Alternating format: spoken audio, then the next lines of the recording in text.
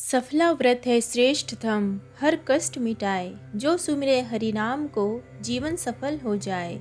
भक्ति भाव से जो करे श्री विष्णु का गुणगान, सफला व्रत से पूर्ण हो जीवन के सब काम।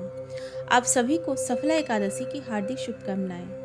सफला एकादशी जो कि पौष मास के कृष्ण पक्ष की एकादशी है, इस दिन व्रत रखने से जीवन के हर क्षेत्र में सफलता और समृद्धि के द्वार खुल जाते हैं। इस व्रत को जीवन में शुभ फल प्राप्त करने, पापों से मुक्ति पाने और आत्मिक शांति के लिए विशेष रूप से रखा जाता है। इस दिन भगवान विष्णु की पूजा और व्रत से साधक के जीवन में सकारात्मक ऊर्जा और ईश्वरीय कृपा का वास होता है। तो चलिए आपको बताते हैं इस बार सफला एकादशी का व्रत कब रखा जाएगा, व्रत का पारण कब और कैसे किया जाएगा। इसके अलावा आप जानेंगे इस दिन रहने वाले शुभ मुहूर्तों के बारे में और आप सब जानेंगे सफला एकादशी व्रत की संपूर्ण विधि के बारे में। इस बार एकादशी तिथि 25 दिसंबर बुधवार की रात 10:30 से शुरू होकर 26 दिसंबर गुरुवार को मध्य रात्रि 12:04 पर समाप्त होगी।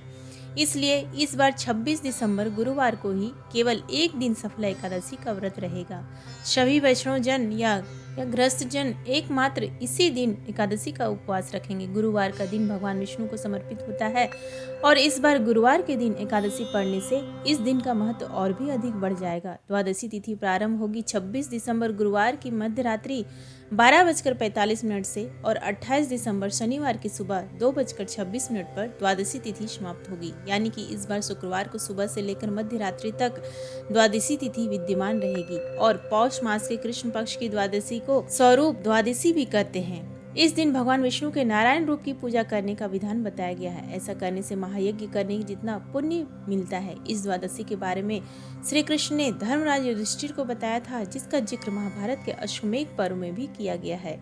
और भगवान विष्णु की पूजा के लिए खास दिन होने से श्री कृष्ण ने इस तिथि को पर्व कहा है। ऐसे में जो भक्त भगवान से बहुत ज्यादा प्रेम करते हो, अटूट विश्वास रखते हो, वह इस बार एकादशी और द्वादशी तिथि दोनों ही दिन उपवास रख सकते हैं। यदि आपकी सामर्थ्य हो तो 26 दिसंबर गुरुवार को ब्रह्म मुहूर्त रहेगा। सुबह 5:33 से लेकर 6:02 तक सूर्योदय होगा। इस दिन सुबह 7:10 पर सूर्यास्त, शाम 5:04 पर प्रातः काल पूजा का मुहूर्त सुबह 5:50 से लेकर 7:01 तक रहेगा। सायंकाल पूजा मुहूर्त शाम को 5:32 से लेकर 6:54 तक रहेगा। इस बार सुकर्मा योग भी इस दिन बन रहा है, जो कि रात के 10:02 पर समाप्त हो जाएगा।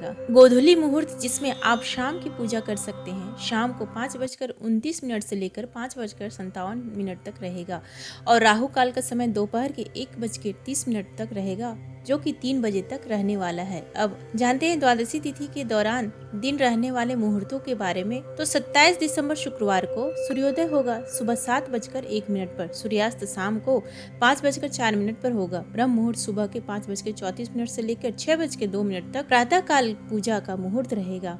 सुबह 5:50 से लेकर 7:01 तक अभिजीत मुहूर्त दोपहर के बाद 12:06 से लेकर 12:49 तक रहेगा और इस दिन राहु काल सुबह 10:30 से लेकर दोपहर के 12:01 तक रहेगा। 27 दिसंबर को गोधूली मुहूर्त रहेगा, शाम को 5:30 से लेकर 5:57 तक। हरिवासर का समय, जो कि द्वादशी तिथि लगते ही शुरू हो जाता है, इस बार 27 दिसंबर शुक्रवार को ही सुबह 6:01 पर समाप्त होगा। और मान्यताओं के अनुसार जब तक हरिवासर रहता है तब तक एकादशी का व्रत नहीं खोलना चाहिए, बल्कि इस समय श्री हरि की पूजा, भजन, कीर्तन या किसी भी मंत्र का जाप आप कर सकते हैं। सफला एकादशी व्रत खोला जाएगा 27 दिसंबर शुक्रवार को सुबह 7:01 से लेकर 9:50 के बीच में।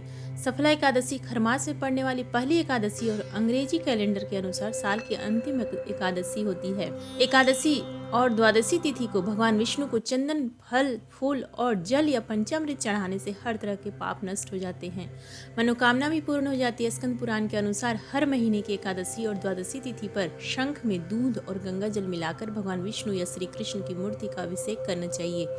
इसके बाद पूजन सामग्री और फिर तुलसी पत्र चढ़ाएं। पूजा में भगवान विष्णु को मौसमी फल अर्पित करने के साथ ही तुलसी के पत्ते का भोग भी अवश्य लगाएं। एकादशी के दिन व्रत रखकर अगले दिन शुभ मुहूर्त में व्रत का पालन करने से ही व्रत का पूर्ण फल मिलता है। एकादशी के व्रत में चावल खाना वर्जित माना जाता है। वहीं जो भक्त एकादशी का उपवास रखने में समर्थ ना हो, वह केवल भक्ति भाव से भगवान का पूजन करके और चावल का त्याग करके भगवान को समर्पित व्रत की कथा श्रवण करके भी व्रत का पूर्ण फल प्राप्त कर सकते हैं। यदि आप भी अपने कार्यों में सफलता प्राप्त करना चाहते हैं तो आपको भी इस बार सफल एकादशी का उपवास अवश्य रखना चाहिए। इसी शुभकामना के साथ श्री हरि आपको आपके सभी कार्यों में सफलता प्रदान करे। आपसे जल्दी ही मिलते हैं सफल एकादशी व्रत कथा की वीडियो में।